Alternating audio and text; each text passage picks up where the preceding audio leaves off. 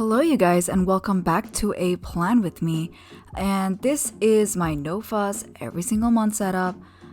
There's nothing fancy going on here, and if you've watched my planning videos in the past, I think I've made one, maybe a couple, probably one, but it's the exact same thing.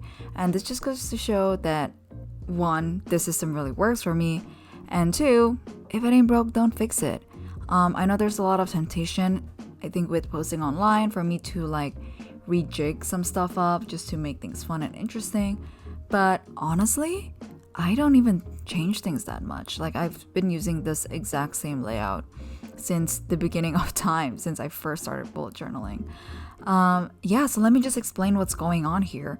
I'm using a plotter in A5 size, and I think it's in one of the leathers. I'm not sure which one. I guess they're all leathers. But anyways, the reason I like it is because it's a ring system, and therefore I can take pages in and out as I please. And I try to keep it as light as possible because I am a small petite gal and I like to have as little weight on me as possible. So what I do is I set up every single month, and then at the same time I also archive every single month. So what you see me in the beginning is pulling out the new weekly spreads. I don't make my own spreads because ain't nobody got time for that. And that's actually why I switched over to Plotter from my bullet journal, is because I just needed something with a date system. I like that I could intersperse. I really like having my monthly layout and then my notebook following right after. And I could do that with a bullet journal, but I can't do that with a dated planner because they tend to have all the weeks and all the months in one go, and then I have to carry a separate notebook. So the only way I can do both is with this ring binder system or a bullet journal. But because this ring binder system comes with pre-dated sheets of weeks, months, and for me I actually prefer the weekly. I don't even do a monthly because I create my own monthly because I only need these few spreads. The first spread, you see me doing that diagonal line being just an overview of the month, and on the right side I actually highlight and write down all the people and all my social plans. And then on the left side I include any travel plans or any work related stuff. And then on the very right side I do my trackers. So G is for gym, T is for therapy, A is for alcohol, and I'm just trying to be mindful to consume as little of that as possible. Sometimes it's warranted in work situations and social situations, but I try to keep that to a minimum. And that's all I'm tracking, really. Also couples therapy, because I'm doing that. But yeah, that's the first page. The second page is my shopping tracker.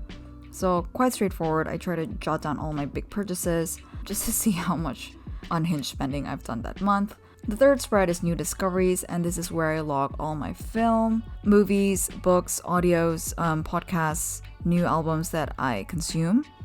And then lastly, the fourth page is my film roll page, and this is where, because I've been doing film photography for about a year now, and sometimes I forget how many frames I've shot on what date. So I think just keeping this really helps me making sure that I'm able to rename my files correctly. If any of you are curious, I follow Cody Mitchell's system, so I have 2 applications that I've bought and paid for to alter my file names and my file metadata so that all my film photos are at least dated in the correct way. The location and everything is completely off, but at least there's part of it that's correct, and it makes digging up for photos in Lightroom and in my phone a lot easier, just because I have them sorted by date captured and not date scanned. And then what you see me doing next is just setting up my weeklies, and on the left side of the spread I've kind of split the whole page into, I added 2 more lines, so there's total 4 columns, and on the very left it's my social plans. In the middle is my groceries that I buy. And then in the third is the restaurants, or what I actually eat, the meals. And then on the right side is the price. And I'm really doing this just because it's really, really, really easy to get carried away with food expenses. And I try my best to curb that, or At least for me, that's like my mindful spending. I know people have mindful spending in different categories.